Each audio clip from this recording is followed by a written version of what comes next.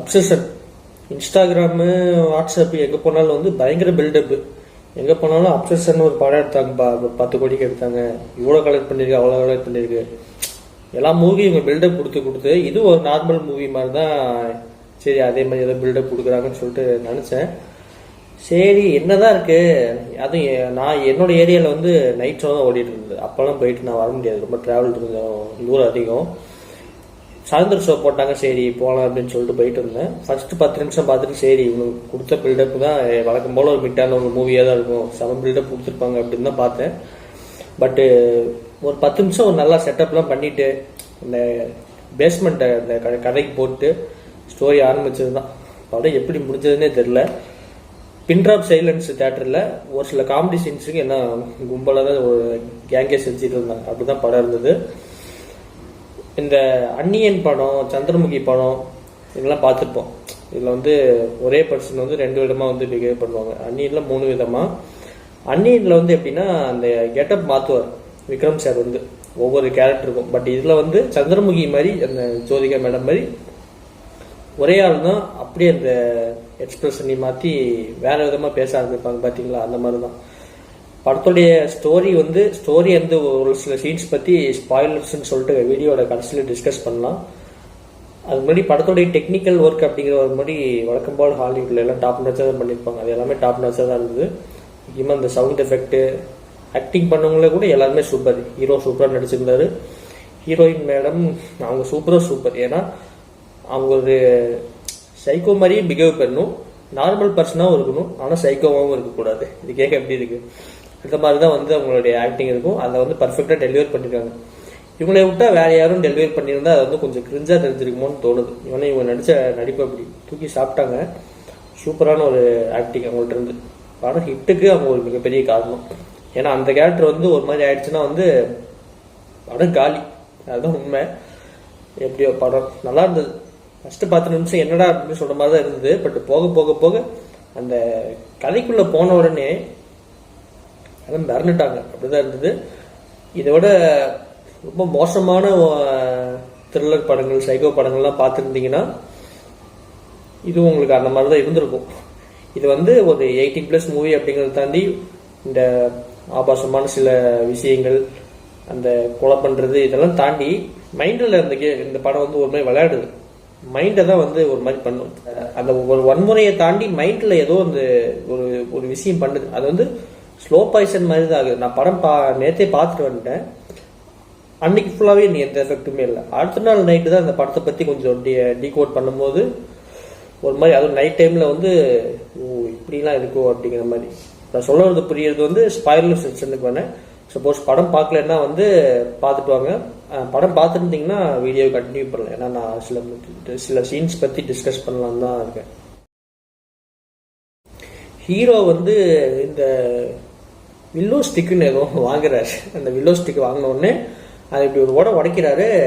அந்த வில்லோ ஸ்டிக்ல நம்ம ஏதாவது ஒரு விஷயத்தை நினைச்சிட்டு இப்படி ஒரு உடைச்சிட்டா அது உடனே நடக்கும் அப்படின்னு சொல்லிட்டு ஒரு நம்பிக்கை. அதாவது அந்த வில்லோ ஸ்டிக் கவர்லேயே போட்டிருக்கும். ஹீரோவும் ஹீரோயினும் வந்து காரில் போயிட்டு இருக்கும்போது உங்களை பற்றி என்னோட அபிப்பிராயம் என்ன அப்படி இப்படின்னு சொல்லிட்டு பேசுகிறேன். ஹீரோயின் வந்து நம்ம குட் ஃப்ரெண்ட்ஸு அப்படி இப்படின்னு சொல்லிட்டு போயிட்டு இருக்காங்க. என்னென்னமோ நினைச்சோம், கட்சியில் ஃப்ரெண்ட்ஸ்ன்னு சொல்லிட்டாங்களே அப்படின்னு சொல்லிட்டு ஹீரோயின் வந்து வீட்டில் ட்ராப் பண்ண ஹீரோ காரில் கூப்பிட்டு போயிட்டு இருக்கும்போது காரில் ஃப்ரெண்ட்ஸ்ன்னு சொல்லிட்டு ஹீரோயின் இறங்கி வீட்டுக்கு போயிடுறாங்க. வாசப்படியிலே அவங்க வாசப்படி ரீச் பண்ணுறதுக்குள்ள ஏதேதோ நினச்சிட்டு அந்த வில்லோ ஸ்டிக்கை நினச்சிட்டு இந்த பொண்ணு உலகத்திலேயே என்னதான் பெருசாக நினைக்கணும், இந்த உலகத்தோட என்னதான் பிடிக்கும் அப்படிங்கிற அளவுக்கு நினைக்கணும் அப்படின்னு சொல்லிட்டு அந்த வில்லோ ஸ்டிக்கை உடைக்கணும்னு என்ன நடக்குது, அந்த பொண்ணு வந்து வாசப்படியிலே நின்று இவனை பார்த்துட்டு இருக்கு. ஒரு அன்கான்சியஸாக ஏதோ மாதிரி நின்று பார்த்துட்டு வந்து நீங்கள் வந்து நீ நைட் தரக்கூடாது நம்ம வீட்டில் அப்படின்னு சொல்லிட்டு சொல்லுது. அதுக்கப்புறம் இவங்க பண்ண அந்த பொண்ணு வந்து இவனை அடையிறதுக்கு என்ன ஒரு எக்ஸ்ட்ரீமுக்கும் போவா அப்படிங்கிறது தான் அந்த படம். அந்த விஷயம் வந்து நடக்குது ஆக்சுவலாக. இந்த ஸ்டிக்கை இது பண்ண ஒரு மாந்திரீகம் அந்த மாதிரிலாம் சொல்லுவாங்கல்ல, அந்த மாதிரி ஒரு விஷயம்தான். இப்போது லியோலாம் பார்த்துருப்போம் அந்த மூட நம்பிக்கை. ஆனால் இது வந்து படத்தோட ஒட்டி போச்சு, அந்த மாதிரி இல்லை. அது வந்து எனக்கு ரொம்பவே பிடிச்சிருந்தது. படம் பார்த்து முடிச்சுட்டு என்னோட பாயிண்ட் ஆஃப் வியூவில் வந்து கொஞ்சம் யோசிச்சு பார்த்தா ஒருவேளை இப்படி இருந்தால் அப்நார்மலாக ஏதோ ஒரு விஷயம் பண்ணாலே வந்து இந்த படம் தான் இனிமேல் ஞாபகம் வரும். அந்த லெவலில் தான் இருந்தது. எனக்கு வந்து ஹாலிவுட் சைடில் பெருசாலாம் இன்ட்ரெஸ்ட் இல்லை. நான் ஹாலிவுட்டில் வந்து வருஷத்துக்கே ஒரு 2 படம் 1 படம் அப்படி தான் பார்ப்பேன். இந்த படம் ஏதோ சொன்னனால பார்த்தேன். ஒருத்தான ஒரு எக்ஸ்பீரியன்ஸ் தான். அந்த எஃபெக்ட் வந்து பார்த்தோன்னே தெரில, பார்த்தா பிடிக்காது, பார்க்க தான் பிடிக்கும், அந்த மாதிரி தான் இருந்தது. லெட்டர்பாக்ஸில் 4 ஸ்டார் கொடுத்துருந்தேன் படம் பார்த்துட்டு வந்து. ஆனால் சில விஷயங்கள் டீகோட் பண்ணி போகும்போது அப்புறம் தான் வந்து நம்ம ரேட்டிங் தப்பாக இருக்குன்னு சொல்லிட்டு போய் அங்கே ஃபைன் மாற்றிட்டு வந்தேன். ஆக்சுவலாக படத்தில் வந்து ஹீரோவோட பூனை ஒன்று வந்து இதாகிடும், டெட் ஆகிடும், மாத்திரமா என்னமோ சாப்பிட்டு. அந்த பூனை இதானதுக்கு அப்புறம் தான் இந்த ஹீரோயின் வந்து, அதுக்கப்புறம் தான் அந்த ஸ்டிக்கை உடைக்கிறான். அதுக்கப்புறம் தான் ஹீரோயின் வந்து இதாக வரும். ஸோ அந்த ஹீரோயின்குள்ளே போனது வந்து இந்த பூனைனே வச்சுக்கோங்களேன், அந்த ஸ்டிக்கை உடைச்சதுக்கு அப்புறம். ஏன்னா இந்த ஹீரோயின் பண்ணுற ஆக்டிவிட்டீஸ்லாம் வந்து அப்படியே பூனை மாதிரியே இருக்குது. பூனை மாதிரி இப்படி ஓடுறது. பூனை ஹீரோ வந்து ஜாபுக்கு வெளியே போகிறாரு, எப்பயும் போல் கிளம்பி வேலைக்கு போகிறாரு. அந்த பூனை எப்படி கதவுகிட்டே நின்றுட்டுருக்கு, அப்படி எப்படி கதவு நின்றுட்டுருக்கும். இவர் வெளியே போயிட்டு உள்ளே வர்றாரு. அவர் காலையில் போனவர் உள்ளே வர வரைக்குமே அந்த பொண்ணு அங்கேயே நின்றுட்டுருக்கு. இன்னொரு மோசமான விஷயம் என்னன்னா, அந்த பொண்ணு வந்து எந்த எக்ஸ்ட்ரீமுக்கு போகுதுன்னா, ஹீரோ வந்து வீட்டை விட்டு கிளம்புற வரைக்குமே அந்த பொண்ணு வந்து ரெஸ்ட் ரூம் கூட போகாது.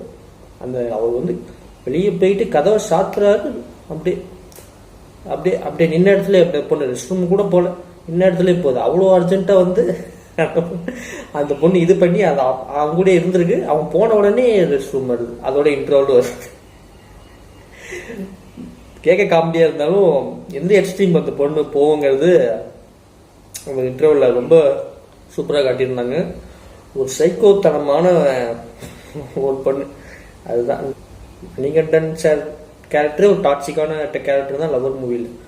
அதை விட ஒரு இது, நம்ம கேங்லேயே ஒரு சில பசங்க இருப்பாங்க, இந்த பொண்ணு நம்மளை சுற்றி வரணும்னு நினச்சிட்டு இருப்பாங்க.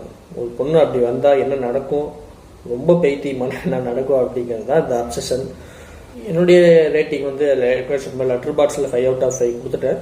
ஒரு நல்ல எக்ஸ்பீரியன்ஸை தரும். தேட்டரில் வந்து பார்க்கும்போது சப்டைட்டில்ஸ் இல்லை இங்கிலீஷ்க்கு. படம் இங்கிலீஷில் வருது, இங்கிலீஷில் சப்டைட்டில்ஸும் இல்லை. ஃபஸ்ட்டு பேசுறது கொஞ்சம் அப்படி இப்படி தான் கொஞ்சம் புரிஞ்சிக்கிறதே கஷ்டமாக இருந்தது, ஏன்னா ஃபாரின் இங்கிலீஷ் இந்த மாதிரி. பட் போக போக அது அடாப்ட் ஆகிடுச்சு. அது வந்து ஒரு பெரிய விஷயமானு தெரில. ஆனால் நான் பார்த்ததே சின்ன ஸ்க்ரீன் தான் தேட்டரில். அந்த சின்ன ஸ்க்ரீனில் இந்த ரேஷியோ இன்னும் ரொம்ப சின்னதாகிடுச்சு. இங்கே ஒரு பிளாக் பாட்ஸு, இந்த சைடு இப்படி ஒரு பிளாக் இது. அதனால் அந்த சின்ன ஸ்க்ரீனில் படம் வந்து இன்னும் சுருங்கி தான் இருந்தது. ஆனால் அந்த படம் அப்பயுமே பார்க்க நல்லா இருந்தது. அது ஒரு பிக்கஸ்ட் ப்ளஸ் பாயிண்ட் அப்படின்னு சொல்லுவேன். நன்றி, வணக்கம். டைம் இருந்தால் படத்தை பாருங்க. இந்த படத்தை வந்து ஒரு 4 பேர்கிட்ட ஷேர் பண்ணால் நல்லாயிருக்கும். நம்மளுடைய எக்ஸ்பீரியன்ஸ் அதுக்காக தான் பண்ணது. அது யூடியூப்பில் வீடியோ போட்டிருந்தாலும் ஆச்சு, பண்ணுவோம், அவ்வளோதான். அதுக்காக தான். ஓடிடியில் வரும், கண்டிப்பாக சீக்கிரம் வந்துடும். பட் தேட்டரில் மிஸ் பண்ணாதீங்க. நான் ஒரு நல்ல எக்ஸ்பீரியன்ஸ் அது கண்டிப்பாக கொடுக்கும். நீங்கள் கண்டிப்பாக டிசப்பாயின்மெண்ட் ஆக மாட்டீங்க. வீடியோ பார்க்க இன்ட்ரெஸ்டாக இருந்தது, நான் நல்லா பேசியிருந்தேன் அப்படின்னா, இந்த படம் யாரா பார்க்கலனாலும் பார்த்துருந்தாலும் வந்து உங்கள் ஃப்ரெண்ட்ஸுக்கு முடிஞ்சால் ஷேர் பண்ணுங்கள். ஏன்னா அவங்களும் எந்த ரிவ்யூவில் வந்து இவ்வளோ ஓப்பனாக பேசியிருப்பாங்க அப்படின்னு சொல்லி தெரில. ஒரு சிலர் பேசிட்டுக்கலாம். நான் என்னுடைய தாட்ஸ் வந்து ரொம்ப ஓப்பனாக பேசிட்டேன். தேங்க்யூ. இன்னொரு விஷயம் சொல்ல மாட்டேங்கிட்டேன். அந்த வல்லவன் படத்தில் வந்து இந்த சிம்புவும் இந்த ரீமா சென்னும் இருப்பாங்களே, அந்த ஃபீலிங் கொடுத்தது. அந்த மாதிரியே இருந்துச்சு அந்த கேரக்டருக்கு 2 பேர்த்துக்கும்.